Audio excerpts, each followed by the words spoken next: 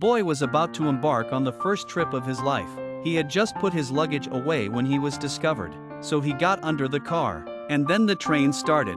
Luckily, the boy was able to avoid the wheels. The guards had no intention of letting him go. The guards didn't let him get away with it. They activated the switch and jumped into the freight car. Soon the train arrived and the guards were waiting. They searched for T.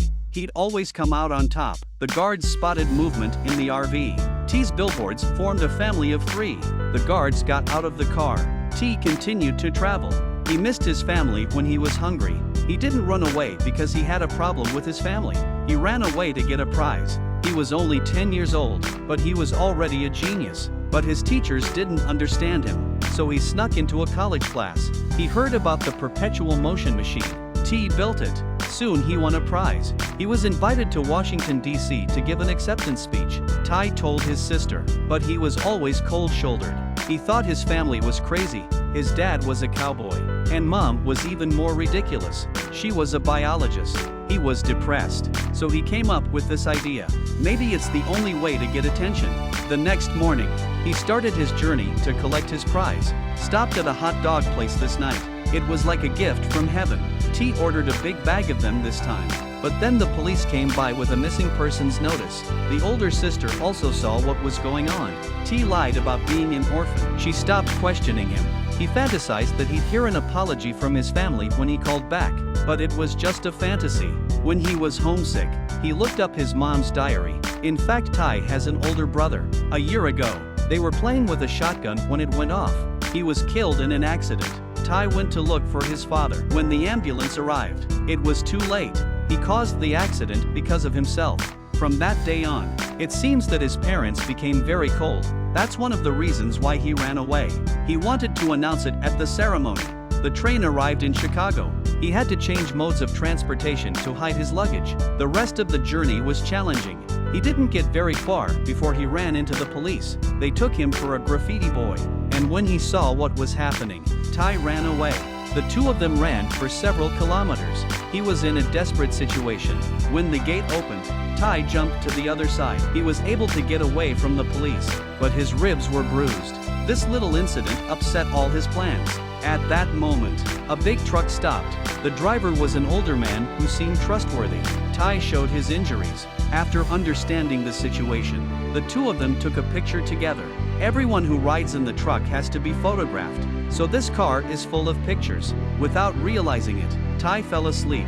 When he woke up again, he had arrived at the place where he received his prize, and when he arrived at the front desk to register, no one believed that this kid had invented the perpetual motion machine. Everyone thought that the kid who answered the phone was the inventor's child. The kid who answered the phone was the inventor's child. The Secretary General, who had seen the world, immediately concluded that the kid was a genius. Arrangements were made for the evening's award ceremony. Although every celebrity and professor was offering congratulations, but T knew they were faking. So during his speech, he thanked the organizers. He thanked the organizers for not canceling the award because he was a child. He also said that his invention was not a perpetual motion machine. It's just a magnetic force that will disappear in 400 years. We can't create a perpetual motion machine yet. That's all. He had the courage to tell us why he was here. People don't understand why he's talking about this. He told them how it happened. Until now, he still feels guilty. If his brother had seen him receiving the award, he would have been so proud. Perhaps it was his sincerity that moved the people on stage. Everyone gave their applause. The Secretary General smells a gold mine. This child is a cash cow. He was soon arranged to attend various interviews. T didn't like it. He wanted to tell his family that he was safe, but the phone didn't ring for a long time. He thought his family was still running around looking for him. The next day T was taken to a TV station to participate in a talk show. For the sake of ratings, they deliberately asked about his brother. He regretted taking part in the program. What he didn't expect was that his mom came to the show. He didn't dare to face her. First, she was worried because she ran away from home. Secondly, his brother is like a perpetual motion machine. It'll never go away. But she said, "You read my diary.